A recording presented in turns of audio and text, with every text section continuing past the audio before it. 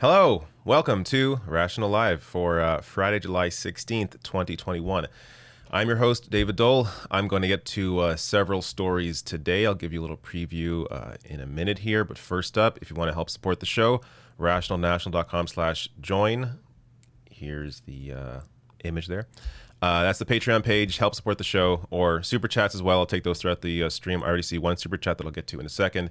And yeah, let me get to it. There's a lot of stories that I'm going to touch on today, mostly in what I have now rebranded as the wrap-up, formerly the Tweets of the Week.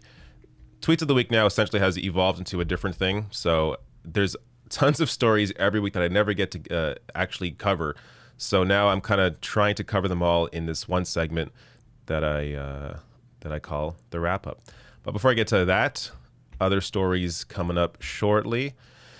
Nina Turner fighting back with new ads on Chantel Brown. I'll get to that. Also, Conservatives panic as support falls behind the NDP in Canada. I will get to that. Incredible story. And reformed Dogecoin creator slams cryptocurrency. And I'll get to his incredible breakdown as to why, and just some commentary around. I mean, anytime you criticize cryptocurrency, there are people in the comments saying, you know nothing about cryptocurrency. And in the case of myself, that's correct. I don't. But this guy clearly does. So we'll get to his criticisms of cryptocurrency in a bit here. But there you go. And the weekly wrap up has, I'm telling you, it may be like a 20-minute segment. I don't know. There's almost too many stories. I should probably take some of them out, but I'll get to all that in a bit. First, before I get to the first story, I saw a super chat. Let me find it. Where'd it go? Here we go. Nick Coletti says, have you ever thought of having Jackson Hinkle on your show? No. All right, let me prep the story and I'll be right back.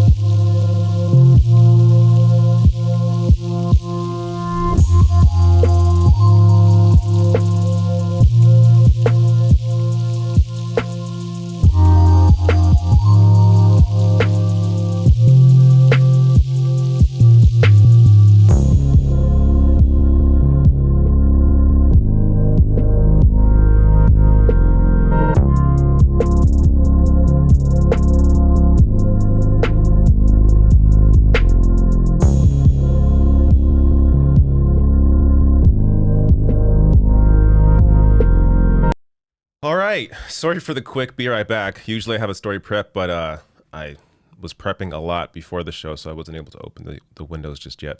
One more super chat came in before I get to the story. Let me read that. This from Franken Kitten. What is your current opinion on the details of the Assange case? So I have a few videos on the Assange case. Just look up Julian Assange on my channel. You'll see, look for the most latest one, and you'll see my thoughts on that. Obviously, it's a threat to press freedom. That's, I mean, the overall, my overall opinion on that, but more of a breakdown in the videos if you check them out. All right, let me get to this story.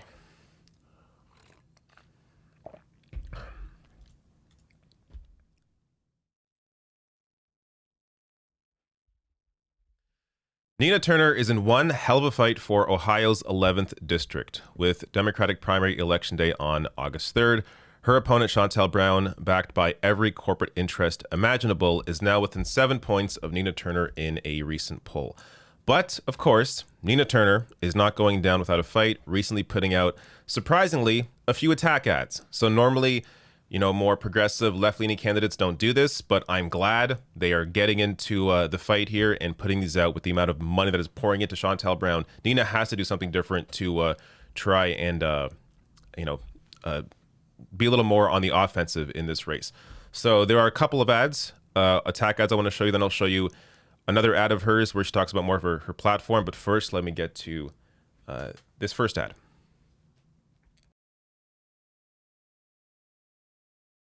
Shontel Brown and her out-of-state special interests are not telling the truth. I've spent my career fighting for the Democratic Party as a city council member, state senator, and as the chair of party engagement for the Ohio Democratic Party. Shontel Brown is running a negative campaign. The Cleveland Plain Dealer said her record is undistinguished. She has little to show for her time in office, and most importantly, failed to do what's right. I'm Nina Turner, and I approve this message. Just for the live audience, look what they recommend me.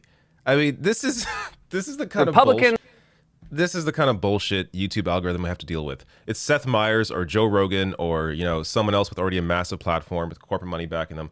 That's who they suggest. Anyways, let me pretend I didn't say any of this for this segment that I'll cut out later and cut to the actual, my thoughts on that ad.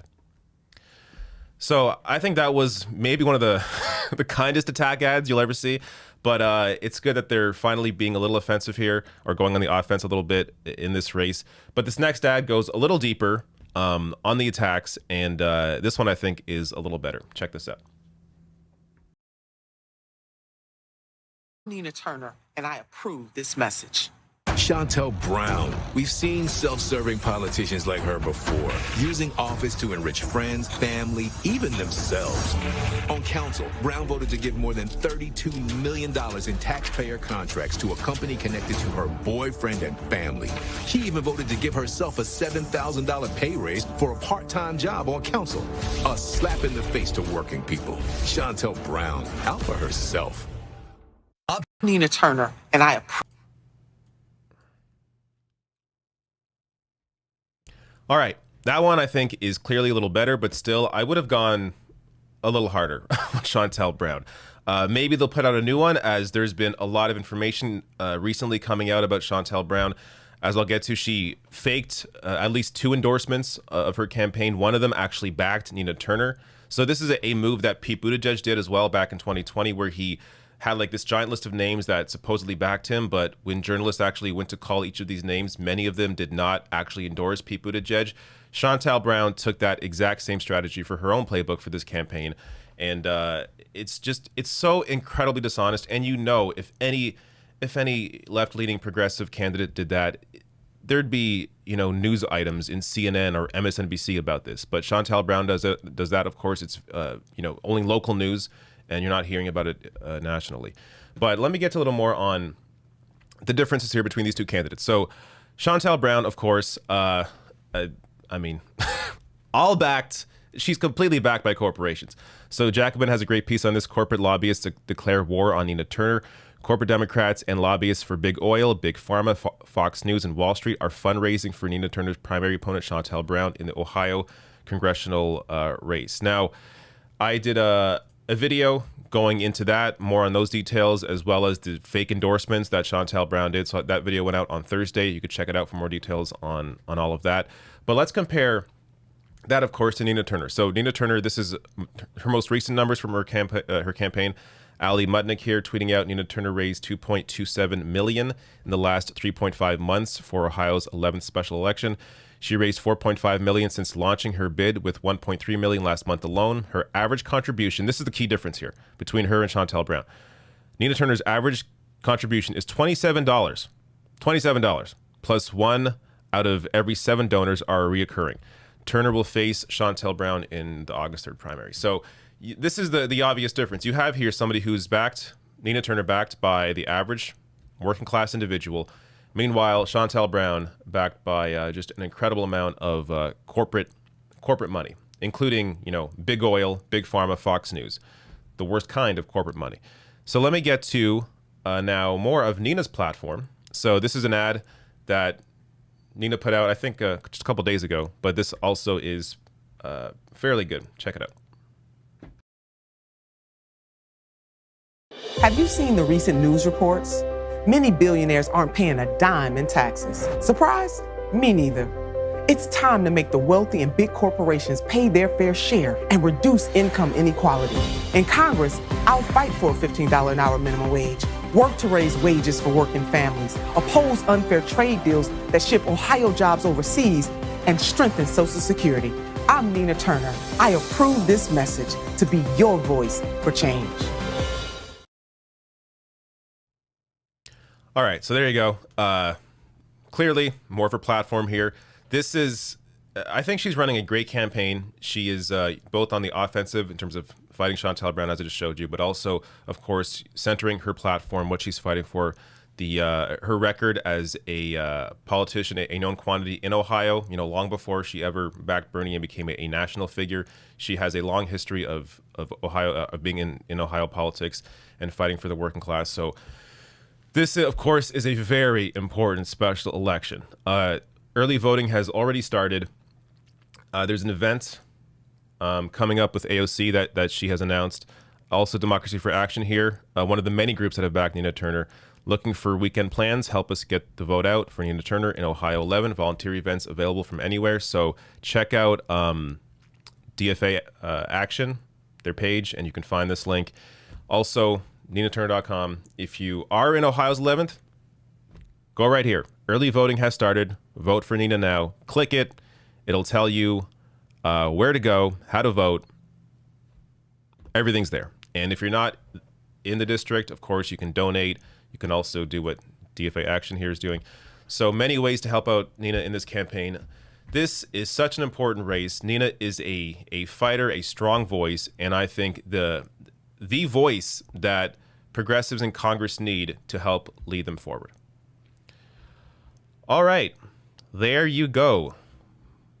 I'll be likely talking a lot more about Nina Turner in the coming weeks as this race gets closer and closer and closer.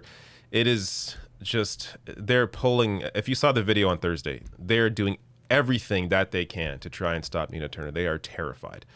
But of course they're going to do that. All right, let me, maybe I can grab some quick super chats before I go to Be Right Back. Fanders, thank you for your donation. Nicola Curtin says, do you really think Nina Turner is going down now? The corporate Dems are throwing the kitchen sink at her. Sorry, that was cut off. Do you really think that Nina Turner is going down now? The corporate Dems are throwing everything, including the kitchen sink at her. You mean going down as in losing? I don't want to make predictions. It's going to be a close race for sure. So I don't know what's going to happen. I hope she pulls this out. Obviously, she's still leading, according to the most recent internal poll from at least Shontel Brown's campaign. I haven't seen any more recent polls from Nina Turner's campaign, but of course that first poll that came out at the end of May had Nina ahead with 50% of the vote, with Shontel Brown at 15, and now it's closed to 43 for Nina and I think 36, I believe, for Shontel Brown. So very close race. This is why, she can definitely lose. So this is why it's important to be engaged, stay engaged in this race, and do everything you can to try and help her out. And if you're in the district, make sure, of course, you're going to vote, but get people in your life, like friends, family, get them all out to vote. And vote early, if possible. Also, let's see here. Radzoso says, the lives of the working class will improve when enough of them support people-funded candidates. I agree. That's part of the solution, but we also can't pretend that electoral politics is everything.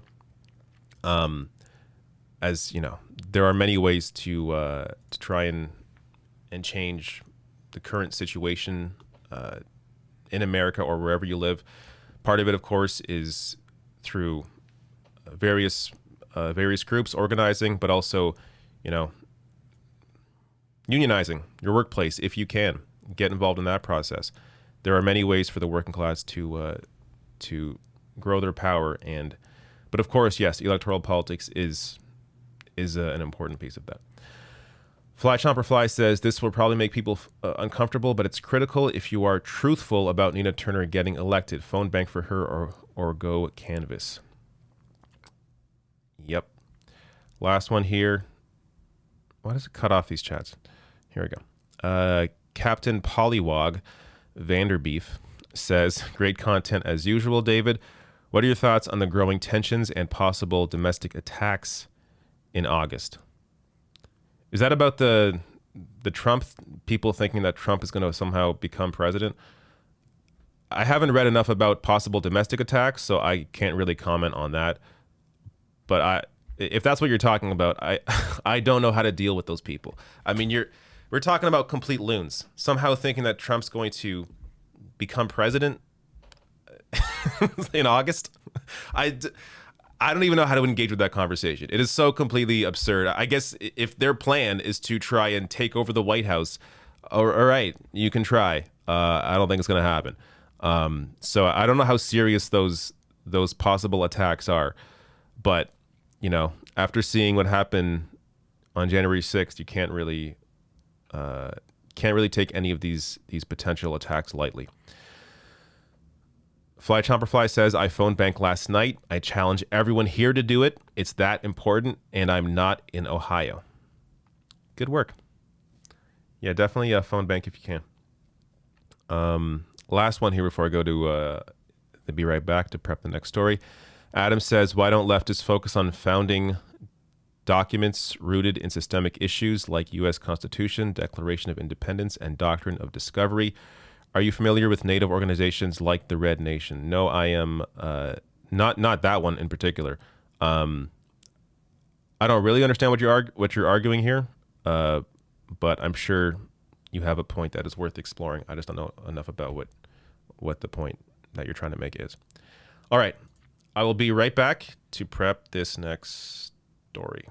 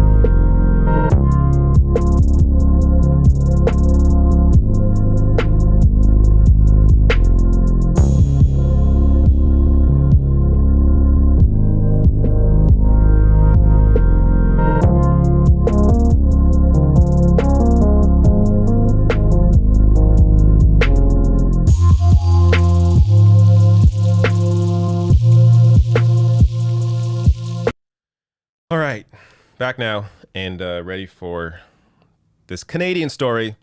I know I've kind of lacked on the Canadian stories the past couple weeks, though I've usually, before that, past few months, I've been pretty good. But here we go. Behind closed doors, Canadian Conservatives are in panic mode as new polling shows them falling behind the NDP. Yes, the NDP in a key metric. Not overall, but in a key metric. So this from Andrew Coyne at the Globe and Mail. The unofficial line is panic. It isn't just that the Liberals hold a substantial lead in public opinion. 6 recent polls put them between 8 and 14 points ahead. Is that the Tories have very little room to grow. A new Abacus data poll finds just 41% of voters would even consider voting Conservative. That's well behind the Liberals at 56%, of course, but it's also behind the NDP at 48%, and it's barely ahead of the Greens at 33%. This shows you the shrinking Conservative base. Now, I will admit, I think part of the problem for the Conservatives right now is that they aren't appealing enough to social conservatives. So I think that is kind of impacting the potential turnout that they may have come when an election is called. But that said, you look at the base of the NDP, it is incredibly young. That base is only growing. Gen Z, millennials, that is a base that is going to stick and grow with the NDP largely.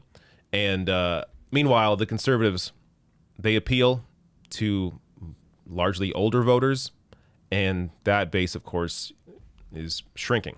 So let me show you some more data here, breaking all of this down. So this is the CBC's poll tracker. Liberals right now. So if an election is called, election hasn't been called yet, but it's expected that one will be called sometime this year, likely for the fall. because the Liberals right now are in a position to potentially form a majority. Right now they have a minority, which of course I prefer, but they potentially are on the cusp here of a majority, so they're likely to call an election soon. But you see here, Liberals right now at 35.3%, Conservatives at 28.2%. It looks a lot closer than it actually is when we get lower here. So an NDP at 19.1%. When you get here, it becomes quite clear. Maybe I need to zoom in a little more. That in terms of the projected seats here, Liberals are the only ones that are, even near forming a majority. And right now they're on the line in terms of that. But otherwise, likely minority government here, with Conservatives well behind at 101 and New Democrats, the NDP, at 33. Actually, there's one more thing here. Here we go. So based on all this data that they have, and this, of course, is taken from various polls, what are the chances of each party winning? So there's a 48% probability of the Liberals winning a majority, 45% probability of the Liberals winning the most seats, but not a majority, and only a 6% probability of the Conservatives winning the most seats. So it's not looking good right now for Aaron O'Toole and his Conservative Party. Now, impression of leaders. This one is just bonkers. Trudeau right now, look, I have, of course, in terms of criticizing him, I have endless criticisms of Justin Trudeau. But just in terms of politics, when you are, 6 years into being prime minister and you're still you still have the most positive numbers out of any leader when it comes to, these party leaders, this is incredible for him. So he's sitting right now at 40% positive in terms of impressions, and O'Toole down at 20%. Every single poll that comes out about Aaron O'Toole has been fairly negative. So this is not looking good at all for him. And Jagmeet Singh looking fairly solid here at 38%. But of course, when you're voting in Canada, you're not voting for a leader, you're voting for a party. So these sorts of polls don't necessarily translate into the actual results in terms of seat projection and who forms government. So even though 38% is a good number here, it's not likely going to turn into a situation where they're the opposition. But you never know. Crazier things have happened.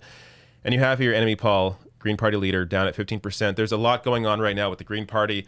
I think I'll touch on that in my wrap-up segment, so you can check that out. But at this point, it's almost a foregone conclusion if there's an election this year that Liberals, they're either going to form a majority or keep their minority. So we'll see what happens, but right now looking pretty good for them and looking horrible for the Conservatives. Last thing here from David Coletto at Abacus Data says back in 2015, the Liberal majority was pushed along by a spike in youth voting and big support by under 30s for Justin Trudeau. We are seeing even more affinity for Jagmeet Singh among the youngest cohort. Could this be another youth quake in 2021? So this is why I am very positive about the NDP's prospects in the future. I don't think it's just about Jagmeet Singh. I also think it's about just the party and its values in general and what they tend to fight for. So here you have Trudeau when he won the first time in 2015. Positive support here, 43%. Males 18 to 29 and female 18 to 29, 38%. And Jagmeet Singh is doing even better than Trudeau did when he won that first election. So Jagmeet Singh here, June 2021, male 18 to 29, 55%. Incredibly good numbers here for Jagmeet Singh.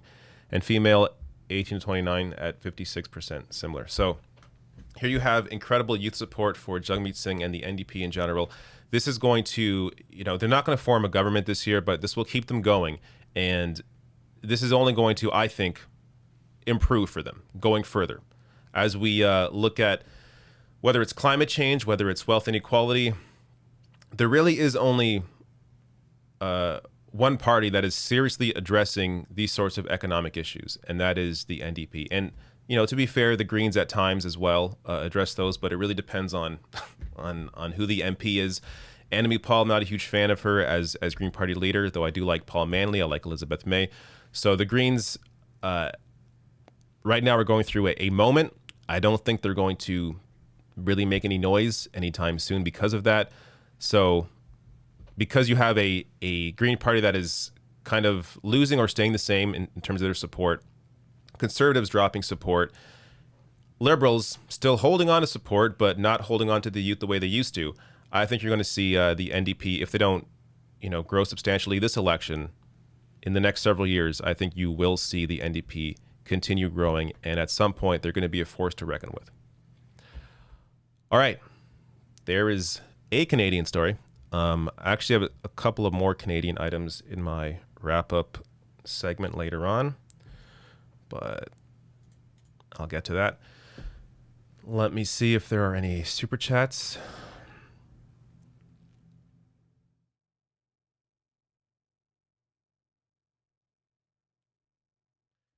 Junie McGrath, hello, Junie, says, if Pelosi retires in 2022, hopefully, what are the chances on Nina being a contender as Dems House Speaker in 2022? Or do you think a more conservative, for example, Hakeem Jeffries, oh God, would get that position? Well, let's not get too ahead of ourselves. The numbers simply, the numbers of progressives in the House simply are not there yet for Nina to potentially become, House Speaker that soon. So I don't think the chances of that are good at all. The best we could hope for is maybe someone like Barbara Lee, who's great as well. But I think it's very unlikely you would see, a freshman congresswoman be put up for speaker. Hakeem Jeffries would be a lot more likely because he's next in line behind Pelosi. And he's absolutely terrible, which is why primaries are incredibly important. So this is what the Justice Dems have been focusing on, is a lot of these leadership positions. People like Elliot Engel, Steny Hoyer, they challenged him, but they lost that race. Lacey Clay, who had been in there forever. People that have had these positions, and of course, I always forget his name. The guy that lost to AOC.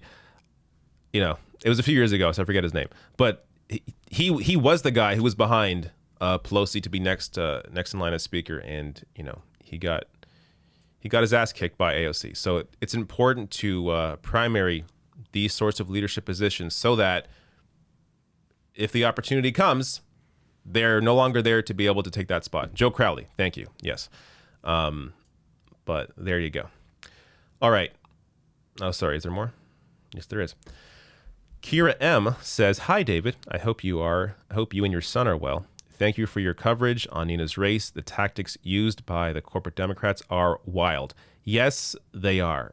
They've lied about her as well. I didn't even cover that in my video, but they're spreading lies about Nina not supporting things that she does support, or even vice versa, pretending she supports things that she doesn't support. It's all, and of course, that's in addition to the fake endorsements for Shontel Brown, the endless corporate money from big oil, big pharma, Fox Corporation, and yeah. So it is quite clear which candidate is for the working class and which one is simply trying to buy her seat. All right. I think there's one more chat, but it's cutting off. YouTube is weird. Here we go. Nicola Curtin says, David, do you know what percentage of elected Dems the progressives make up? I'd have to do the math in my head, and I'm not doing that now. But it's not enough to be able to pick the next Speaker of the House. That's for sure. So, it's maybe 12 or so. I mean, the Progressive Caucus, I believe, is about 20 members, but of those, there's maybe about 12 that you can really rely on. So, do the math. I'm not exactly sure. But it's not enough, of course, to pick the next speaker. Lawn Gnomes, here we go. Lawn Gnome says, happy Friday, David and chat. Do you think Medicare for all, or at least lowering the Medicare age, would help solve the generational wealth disparity, allows for earlier retirement, and thus more upward mobility for newer hires, etc.? I think you made the case right there. That's exactly what it is. A lot of Americans stay in their job simply for the health care. So by lowering the Medicare age, you then free up those older workers to maybe retire when they want to retire, and then opening up those positions for a younger generation to come in and fill those jobs. So yeah, I do think it's definitely part of the equation for sure. All right, I will be right back to prep the next story.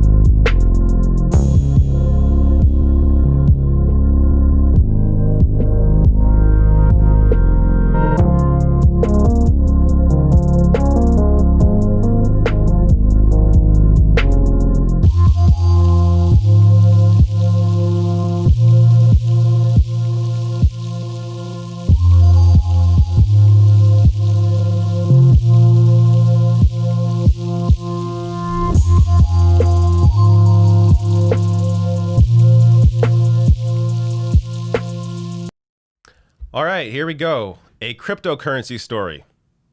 Don't normally cover this, but you should check out my recent discussion with Matt Binder, which I'll reference in this segment as well. Jackson Palmer, the co-creator of the cryptocurrency Dogecoin, explained why he will never return to cryptocurrency, slamming it as inherently right-wing. So this is a guy who clearly knows a hell of a lot about cryptocurrency, and I think makes a very interesting argument here about why cryptocurrency is not good for most people.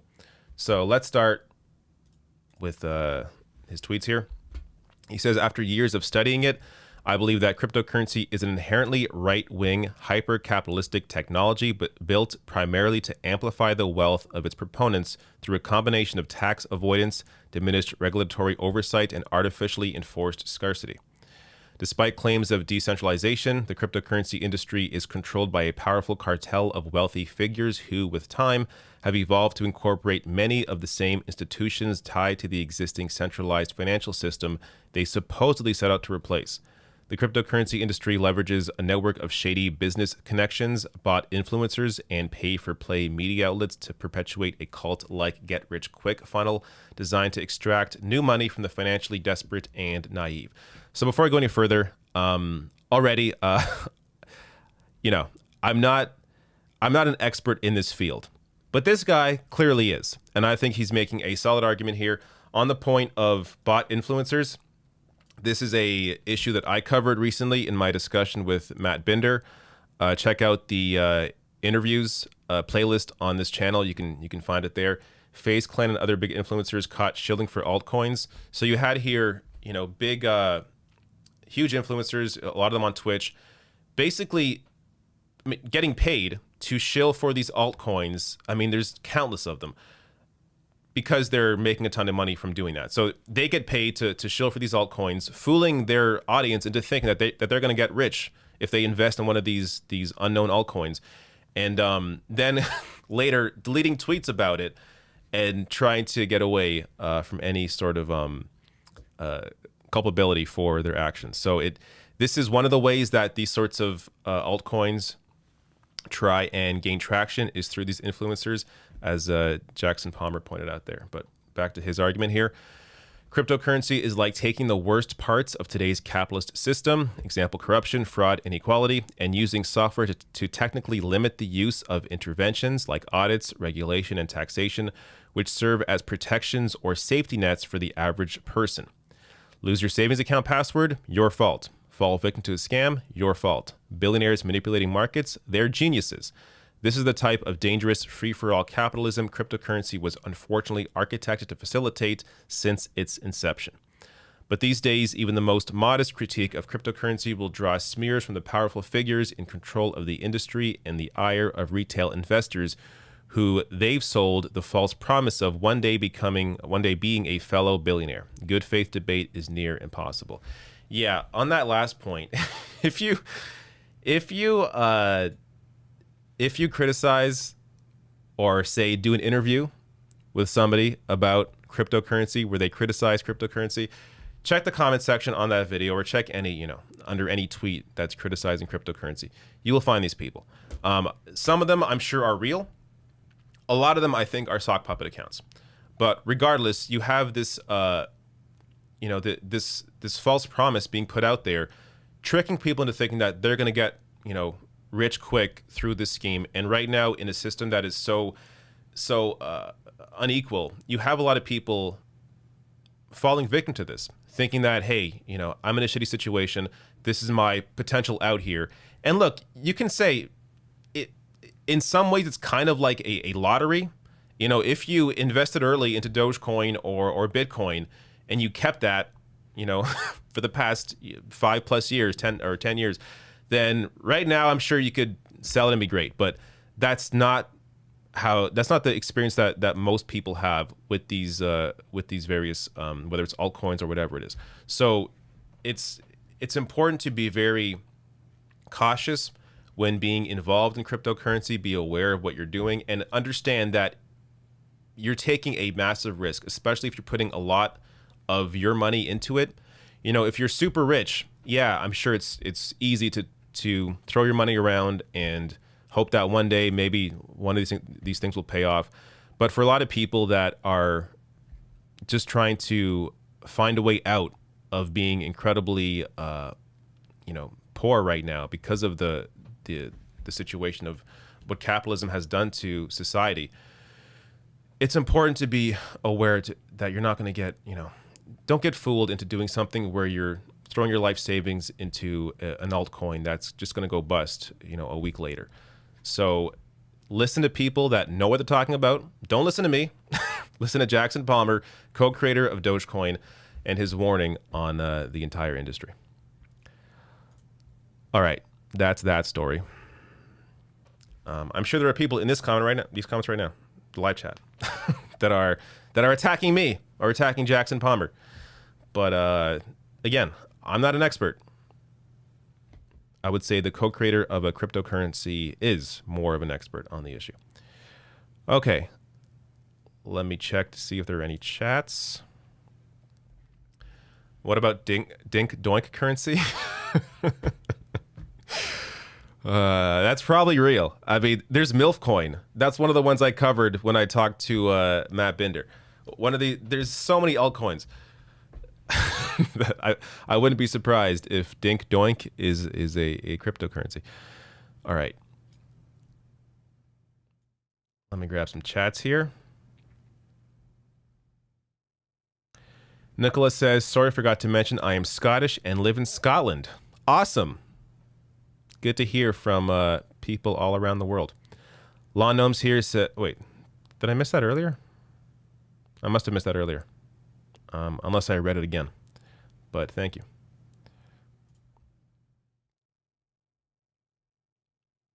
I'm trying to find my place. Here we go. Danny F. Let me see if I can find your chat. Danny F says, I'm worried about Obama endorsing Nina's opponent. Do you think he'll go out of his way for this race when he was hesitant to even endorse Biden? Man, that would really throw a serious wrench, wouldn't it? I think it's a fair thing to worry about, but it would be really. I don't think he'll do it because it would be really weird. It would be really weird for him to jump randomly into this race. From Hillary Clinton, you expect it. There's less press coverage really about. No one cares about Hillary Clinton, so. You expect her to be sort of, weird like that. She still holds a grudge from 2016 because somebody dared to challenge her in that primary race. Obama, though, is a little more careful about where he puts his name, especially if he sees right now that Nina does have strong support. Like, this isn't a situation where Nina's support is just, from random progressives online. No, she has support. She has the entirety of Cuyahoga County, which makes up part of Ohio 11. The entirety of the politicians in that county on her side. So for Obama to, defy local Ohio officials, I don't see him doing that. But if he did, then you'd probably have to say that she would lose the race just because of that. But I don't think he'll do that.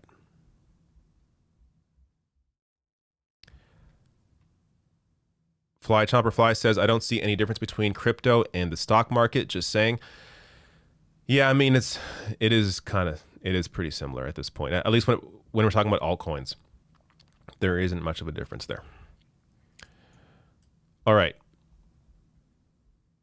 But again, I'm no expert. Just for the comment section, I'm not the expert. Jackson Palmer, he's the expert.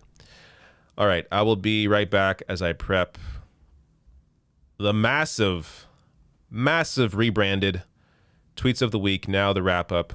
A lot of stories in this one, so I will be right back.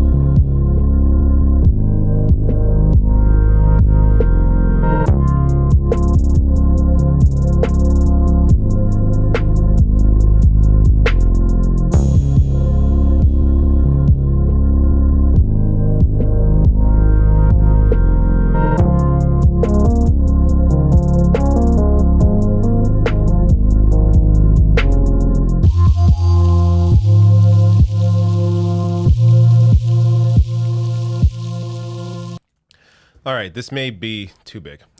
this, this segment may be too large. I should probably actually proactively delete some of these stories. What will I not talk about today? I don't know. You know what? Maybe not. Some of these are really short. It's just, it's a lot of tabs, but it's not. I'll try not to sit too long on any of these stories. But this is, throughout the week when I'm trying to prep a video, I see a bunch of stories, or like I see something that may appeal to me to cover. So I'll make a segment, or I'll make a note on it. And a lot of them I never actually get to, but I still want to cover them, or at least mention them. And that's kind of what this segment that used to be Tweets of the Week is now turned into. So let me start this.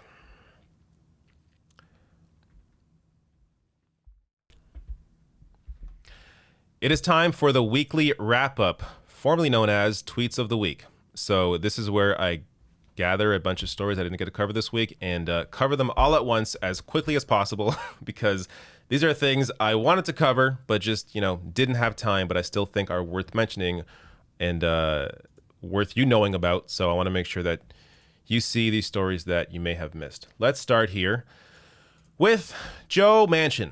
So this week I covered how Bernie Sanders led the plan, the new budget reconciliation plan, $3.5 trillion dollar plan that basically fills in the gaps that the infrastructure plan, Biden's infrastructure plan, doesn't have. And of course, to get this budget bill passed, they still need all Democrats on board, including people like Joe Manchin. So Joe Manchin, of course, after seeing this budget bill, says he is very, very disturbed about reconciliation proposals on climate change. So this is a guy that he's going to find any excuse regardless, but I'm almost a little surprised that this is what he went with, because it is very easy to simply go into Joe Manchin's record and see why he is so against these proposals on climate change. It's because he made nearly $500,000 last year from coal. He is personally invested in coal. How is this guy even allowed to vote on bills that involve climate change when this is not campaign money? He pocketed this money. This is money that he personally made. So, his family is intertwined with the coal industry. Of course, he's not going to be pro climate change anything. Joe Manchin, essentially, he is a Republican. You can't work with this guy when he is actively fighting against you, actively benefiting from fighting against you, personally benefiting. And he's done this, of course, many times, but here's another example. Joe Manchin's highly suspicious reversal on voting bill follows donation from corporate lobby. So this is, how it's usually done, these campaign donations. But here you go. He reversed a position on a bill after he received this money from a corporate lobby. So the U.S. Chamber of Commerce, of course, has been just absolutely terrible throughout this entire process, throughout Biden trying to get anything done for the working class. And again, of course, Biden, who knows how much he actually wants to get done, as he also is heavily influenced by these same interests as well, and isn't doing enough, clearly not doing enough to fight Manchin and Sinema publicly. But Chamber of Commerce has a almost direct hand in, not almost, they do have a direct hand in a lot of this policy, and it is the very reason why people like Manchin and Sinema do not back these various bills. Next story, Dimitri Lascaris tweeted out this. According to a poll by Iron and Earth, most Canadians working in fossil fuels are open to jobs in a net zero economy. 90% of workers surveyed believe they could transition to at least one type of net zero technology with 12 months or less of training. This is very encouraging. So one of the largest barriers to real climate change progress is the cultural the culture that exists around these blue collar jobs. So I think Bernie Sanders handled it very well during both his campaign runs, discussing how he supports full pay for 5 years for any blue collar worker in these fossil fuel jobs. So full pay, 5 years, and retraining in a new renewable energy field. And at the same time, also, if you're near retirement age, then he also ensures that you'll be taken care of as well. So it's good to see that workers in these industries, in the fossil fuel industry, are very open to working in renewable energy. But really, this is when we're talking about climate change initiatives, we really have to center the workers, because these are the very people that often vote conservative because they feel that their lives are on the line. But if you center the fact that you'll be taken care of and discuss exactly how they'll be taken care of, then I think it would go to easing a lot of their minds and them knowing that they will have a job at the end of this, and that they will be centered in any climate policy going forward. So, whether we're talking about the NDP or the Democratic Party, they got to focus on the working class, the workers in these jobs when it comes to fossil fuels. Ken Klippenstein here with incredible work here. He tweeted out, Navy removes training document that appeared to conflate socialists with terrorism following our report. So if you missed that report, the military apparently considered socialism or socialists to be potential terrorists. Well, after The Intercept covered that, they reversed his position. Spokesperson says command is conducting a focused review on terrorism-related curriculum to ensure we don't have unintended messaging. So this is why it is important to have journalists like this out in the field. This is a real impact that The Intercept and Ken Klippenstein here have had on policy. This, just for fun, let's take a look at this one. This posted by Brett. Seriously, though, stop taking pictures of Bernie Sanders outside the White House is making me very sad. So this is when Bernie this week went to talk to Joe Biden at the White House before the budget reconciliation bill was formally announced. It just looks like, here's President Sanders outside the White House talking to the media. It is a little depressing knowing seeing what could have been, but there you have it. Next story. Ron DeSantis. This man is wild. Florida Governor DeSantis created an un-American anti-riot law in the wake of George Floyd demonstrations. It makes blocking a highway a federal offense, but the law hasn't been enforced among other protests. It was created as a means to target black people. So this week, you had conservatives in the streets protesting, mostly conservatives in the streets, protesting along with Cubans against. So, to be clear here, these protesters were protesting against communism. In Cuba, it's a mix of, there's actually competing protests. But yes, of course, many Cubans don't want to live under a dictatorship, but there have been protests, countless protests in Cuba against the ongoing U.S. embargo and the effects on their economy because of that. And of course, the issue is much deeper than just that. Cuba also just changed to a single currency. They had two currencies going. That has had a negative impact as well. And of course, lack of tourism during COVID, many factors leading to unrest right now in Cuba. But back to this story. You had these people in Florida protesting in the street, blocking traffic. As you see here, crazy traffic. Palmetto Expressway shut down by Coral Way due to SOS Cuba protesters. Now, Ron DeSantis had on the books, he has a new law that essentially allows people to allows you to run people over with your car if you're protesting in the street, and to arrest people that are protesting in the street blocking traffic. Well, none of these people were charged. None of them. So the law was created clearly specifically for a certain kind of protester. So when it's protests that Ron DeSantis supports against communism, he's not going to arrest anybody. And if anybody ran anybody over here, we would see what would happen in that situation. But you have here, the obvious hypocrisy. Of course, conservatives are so hypocritical, and they don't really care. And really, when it comes down to it, hypocrisy is one of these things that you can point to again and again. But as long as it's never going to really change the minds of a conservative voter, because they feel as long as you're on my side on the issue, then who cares about hypocrisy? So it's not the greatest tactic in terms of actually, trying to change minds of conservatives. That said, it is a good way to point out just how dishonest these people are.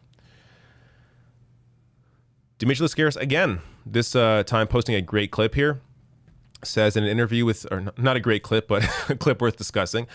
In an interview with CTV News, pro-apartheid Thomas Mulcair admits that anti-Israel views are becoming mainstream, boasts that he stopped Paul Manly from running for the NDP, and bemoans that the NDP currently tolerates strident criticism of Israel.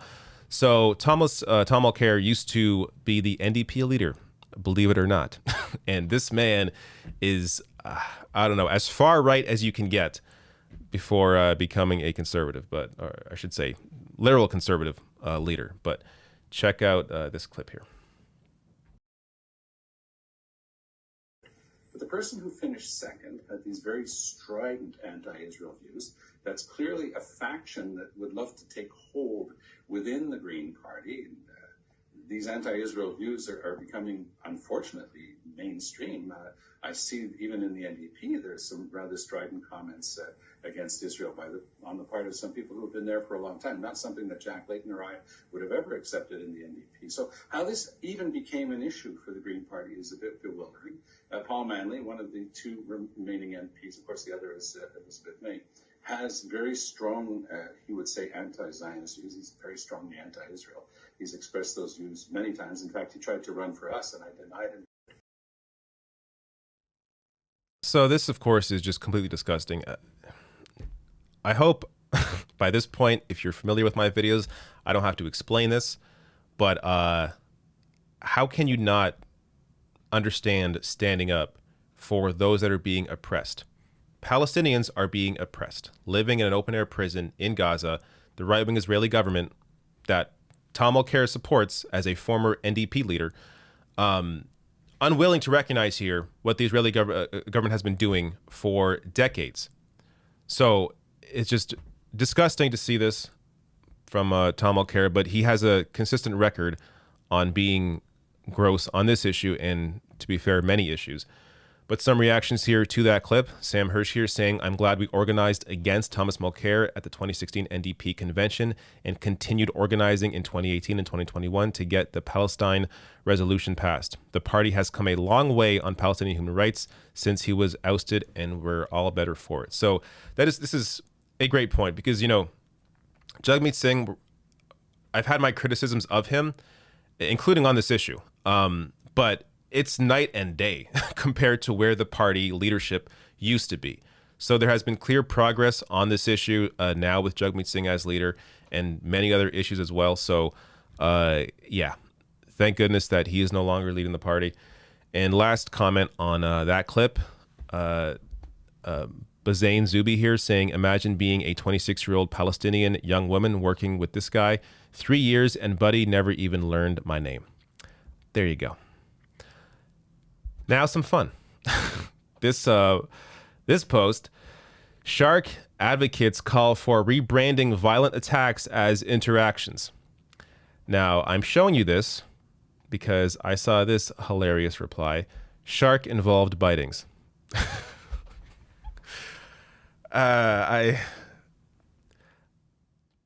Look, I love animals. I'm vegetarian. I stopped eating meat a couple of years ago. But come on now. Like, come on. A shark bite, a shark attack is a shark attack. Yes, we understand. Not all sharks are bad, but there's no need for rebranding these attacks. It just, if it were to change to something like this, it would be clownish on its face. People would not be able to take any story seriously that discussed shark attacks as, shark involved bitings. Just ridiculous. Last story here. This is a doozy. I can't get to all the details. This is one that I really should cover separately, but I wanted to fit this in somehow. Green Party, a lot going on right now with the Green Party. This is one of them. Green Party executives have moved to withhold funding from leader Annamie Paul's campaign to win a downtown Toronto seat in a likely election later this year. I'm a former Green Party candidate. This party is getting crazy. Leadership, I think, has to change. At the same time, my worry here, while I don't really care about this, as I don't support Annamie Paul, my worry is that this could be applied to someone that also could be seen as controversial by idiots, but it's happened in the past. Someone like Dimitri Lascaris, who I want to see as leader. Who I want to be, who I want to see as leader. So you have someone like that who, if he were in leadership and you had people, potentially Green Party executives that didn't support Dimitri Lascaris, I would wonder if they would try this on him as well. So while I understand here, Annamie Paul and,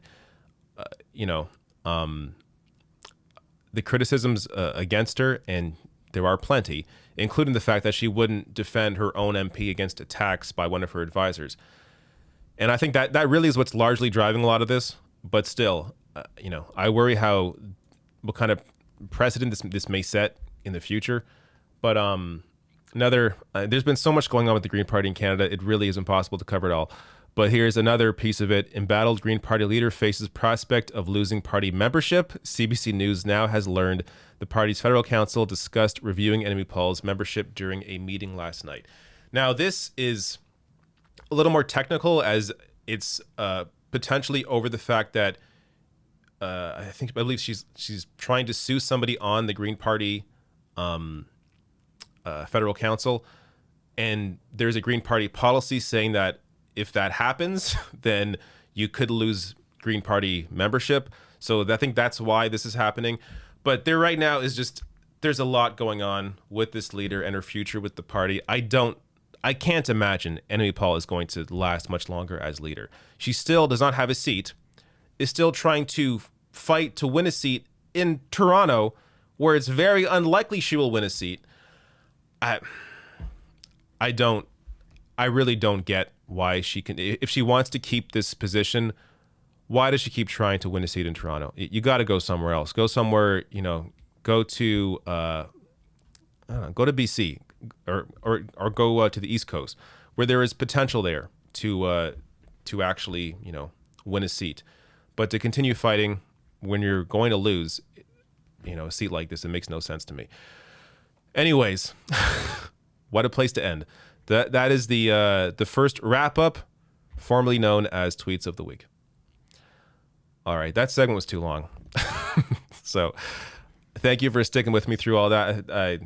A little all over the place there. There's just too much to go over, a lot to juggle at the same time. I may have to maybe cut it down to like 5 segments or 5 stories a week to jump into in that wrap up segment, but I don't know. It's all a work in progress. All right. Let me grab some chats. And believe it or not, there are other stories that I did not manage to get to. In fact, you know what? I'll do this for you right now. This is not going to be a separate segment, but I think this is fun to talk about. Let me open up this story here.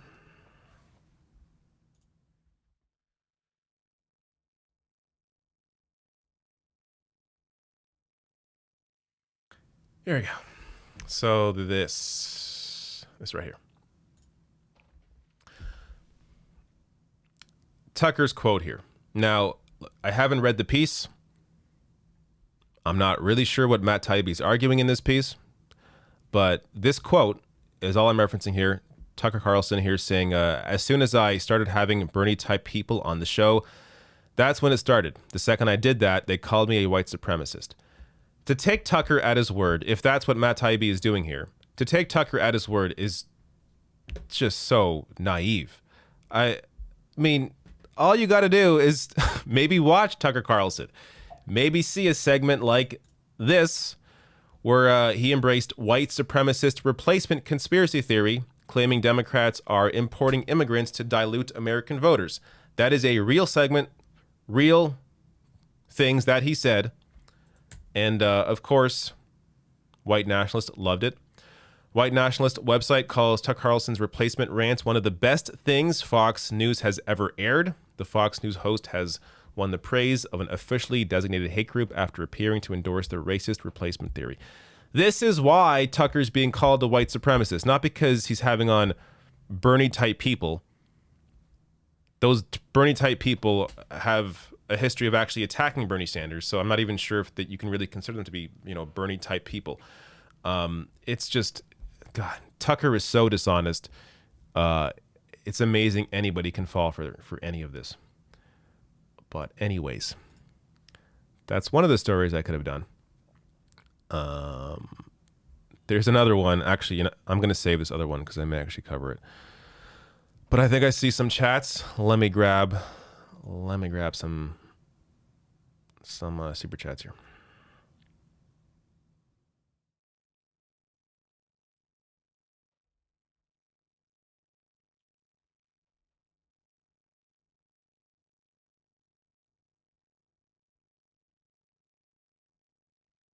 Fly Chomperfly says, to clarify, I'm not a fan of the stock market. It's all gambling and corrupt. Given the way they're structured is why no different with crypto. Mr. Sushi says, yo, did Tim Pool steal a cat? So I read a little bit about that story. He, I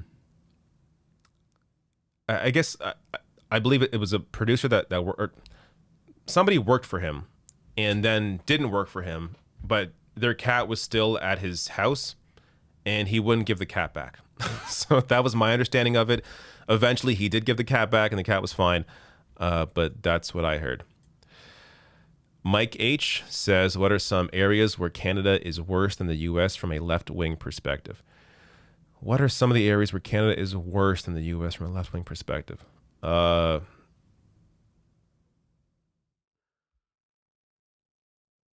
know they exist. I'm just blanking right now. Because I think I know I covered something recently where we were worse. I can't think of an example though. But it's all terrible. We don't have to compete here. There's enough garbage to go around. But thank you, Mike H, for the question. I'm sure the chat may be able to help you out there. I'm just blanking on an answer. All right.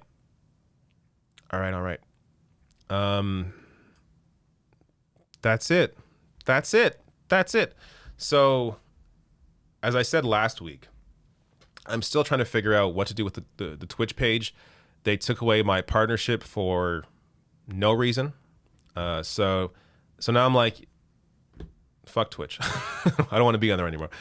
So I might as well just put my stuff on YouTube. So I'm thinking about if there's a way to occasionally game, that I will just do it on YouTube. But the worry there is, will that turn off an audience that is not into gaming? That's always, the problem with trying to mix very different content like that. So I don't know exactly quite yet about the future of my Twitch channel. But now that I'm not a partner on there, though, I think I can start actually streaming at the same time on YouTube as I do on Twitch, as I'm no longer under their contract. So we'll see. I may actually still use that Twitch page for that purpose. But yeah. Anyways, that's for those who care about that. All right. And the reason I'm saying that is because I'm thinking, I want to game this weekend. So I'm thinking, if I'm going to play a game and I want to stream, where am I going to go? I haven't exactly decided yet, but we will see. All right. That's it. Thank you all. You know what? I'm having a good time. Let me grab some random chats. The baby's asleep, so I don't have to rush out just yet. And of course, my partner's home. I don't just leave the baby in the other room. That would be crazy. But everything is calm right now, so I got some time to stick around. What else? What are y'all talking about? Let me scroll up a bit.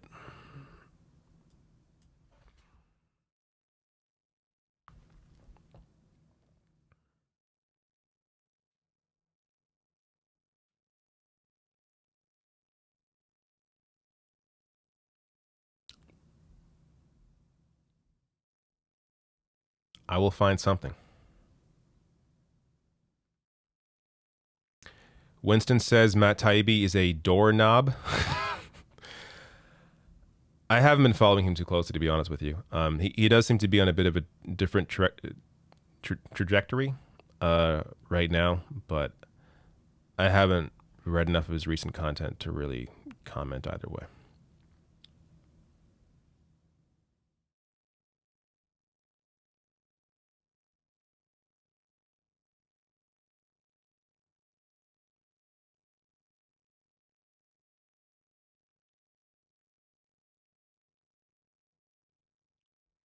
All right, I'll scroll down because I'm not seeing any questions yet.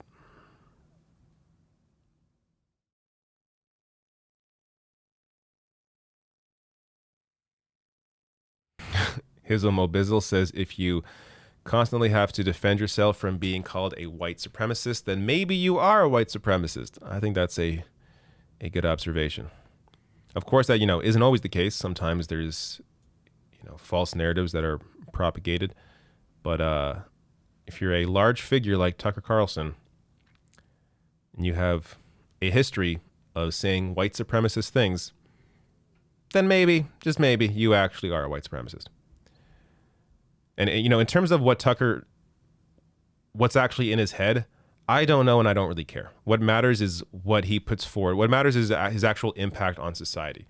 So it's important to realize that when it comes to public figures, because you often see people defend people like Tucker by saying, well, he doesn't actually think that. He's doing that for his audience. Okay. If that's the case, he's still having an impact where he is spouting these views, spreading it to a massive audience. So it doesn't really matter what's in the guy's heart. Like, who cares what's in his heart? What matters is his actual impact on society. And that impact is clearly a negative.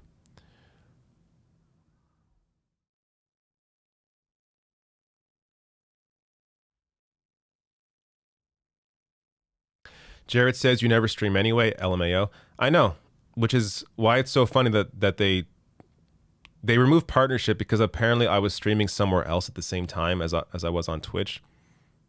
Which is, if anybody follows me on Twitch, you know how funny that is, based on how little I stream on Twitch. I never streamed at the same time on YouTube as Twitch while I was partner. Never. But whatever.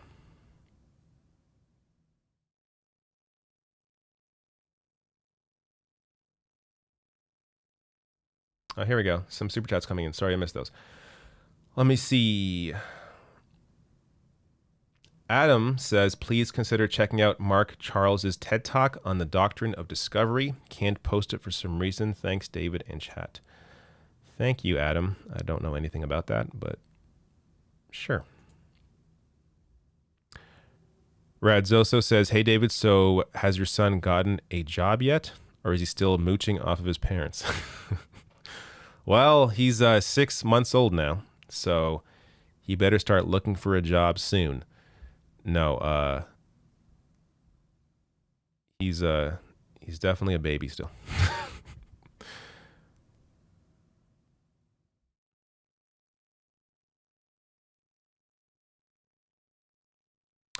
Typical Canadian says, think Canada will ever get proportional representation? I don't know. I don't know. The issue is always going to be, for that to happen, you need the governing party to want that to happen. And the catch-22 is, for the governing party to become the governing party, they have to win with the existing system. And once they win with the existing system, why are they going to want to change that existing system? So that's what happened with the Liberals. They ran on changing the electoral system, and of course, they formed a majority. Why would they change the system? So it was incredibly dishonest of Trudeau and the Liberals to run on that, but that's politics. They fooled people into thinking they're going to do that, and they didn't, because of course it benefited them. Angela says, talk about your baby. I don't like to get too personal, especially when it comes to people who can't speak for themselves, in the sense that he's not consenting to being talked about, or talking about it is one thing, but he's not consenting to being a public figure. So I'm not going to make my son a public figure, unless he becomes old enough and wants to be. But I'll let him make his own decisions there. But in terms of my experience being a father, I'm happy to talk about that. But I need some questions. Like, do I enjoy being a dad? I do. It's a lot of work, a lot of work, but a lot of fun. And it's one of those things where you're gonna roll your eyes the way I did, where people say, "Oh, it's so much work, but I still love it. I don't regret any minute." That's true. Even as somebody who even before he was born, I still thought, no, I'm sure I'm going to hate certain days, but really I haven't. There have been days that have been, of course, much tougher than others, but I've never at the end of the day thought this isn't worth it. I hate this. Never. It's the entire. I've loved every bit of it, even in those hard moments. So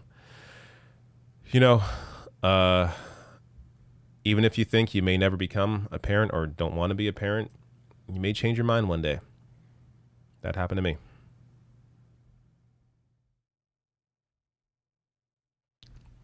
Facebook has gaming streams. You could look into that, David. Maybe. I don't know. If Facebook to me is like the Facebook audience, definitely, at least my audience, skews a lot older. So if there's any platform where gaming content's not going to take off, at least not for me, it's Facebook. That said, though, I do have the ability to stream on different platforms at once. There's no reason why I shouldn't be streaming on Facebook as well, like right now. But that's something I will consider in the future.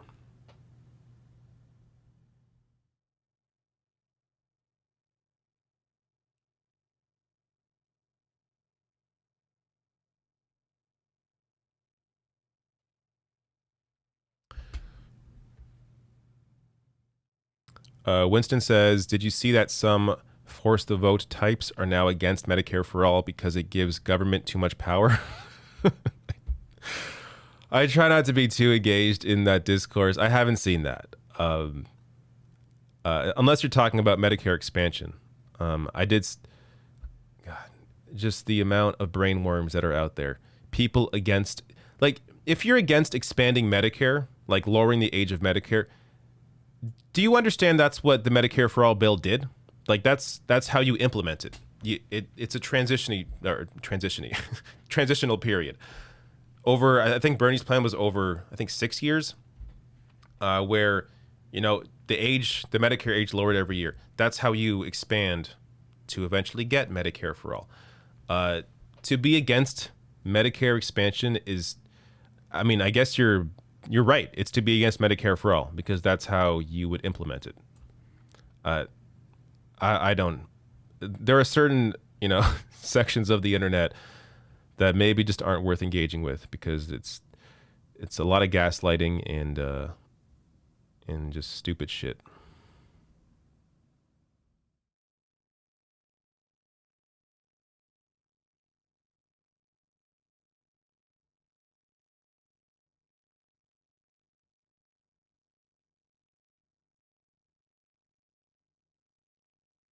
Yeah. Also, be very conscious of who and who isn't.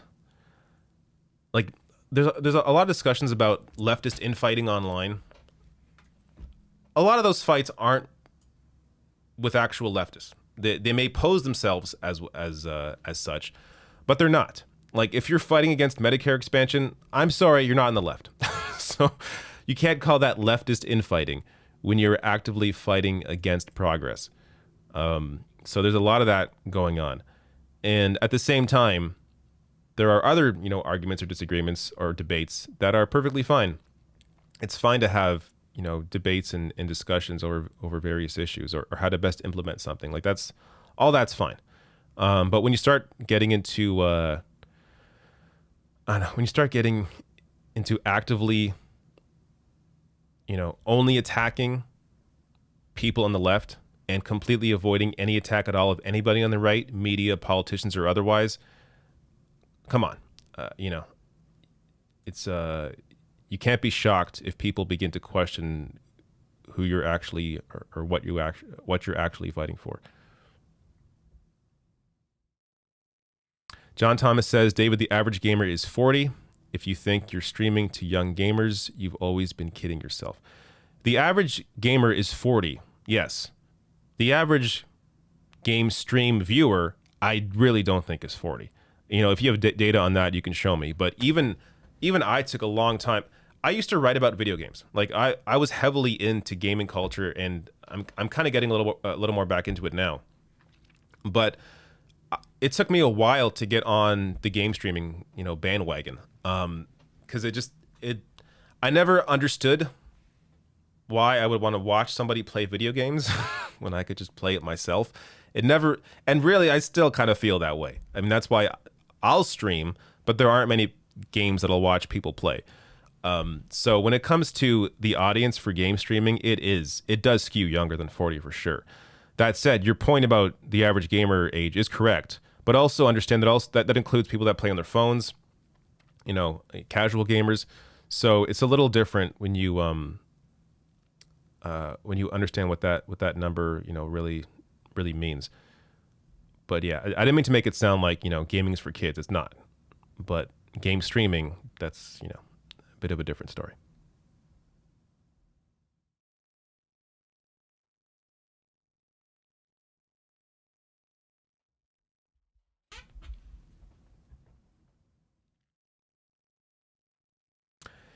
Hizzle Mobizzle says, I said David, where there is no David, says, do you think Biden failing to keep his promise to lower Medicare age to 60 will hurt the Dems in 2022 and 24? Yes, I think Biden failing to deliver on actual progress on our actual material, benefits for people, will of course hurt him. You can't, you can't keep running on various issues, or you can't keep running on items that you claim you're going to deliver for people and then not deliver and expect to keep winning. So this is where it's important to understand the difference between the impact on the average voter and my position as someone that tries to educate and inform people on the differences between various politicians, because I can acknowledge that, yes, I think it will hurt Biden for sure. At the same time, if he's running against Trump, this is always, and this is always the problem. The party is not going to learn a lesson. Like, people think, and we saw this with 2016, what happened in 2020. People thought Hillary losing in 2016, that will wake the Democratic Party up, and then it's going to become this progressive party. You're going to have, Bernie Sanders or Elizabeth Warren become the new candidate in 2020, and that didn't happen. All that happened was it actually lowered voters' expectations to the point that Joe Biden became an acceptable nominee. So understanding that, like, that the party's not going to learn a lesson, your vote is just a tool. Your vote isn't, an expression of yourself. It's how to best use your tool in the moment. And I can say that while at the same time acknowledging that, yeah, Democrats are going to keep losing if they're not actually going to do anything for people. You have to be able to deliver real help to people, or they're going to keep losing. So they will, if they don't do something substantial before the midterms, they're going to lose the House and the Senate. So, I'm not sure if Biden knows that. I'm not sure if Biden cares. But for a while, it's been the same playbook where it's do the bare minimum and expect people to show up, and they don't show up. That's what they do again and again.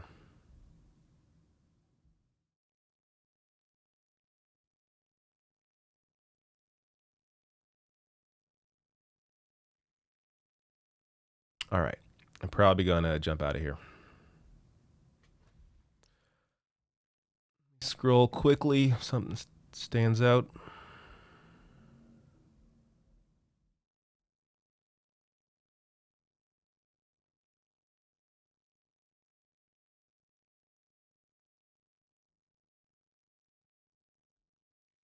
Oh yeah, Germany. There was a massive flood in Germany. I mean, we're going to keep seeing these sorts of climate events happening because of the situation we are now in. We didn't deal with the climate crisis decades ago, and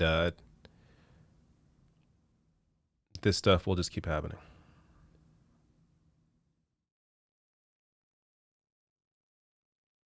All right.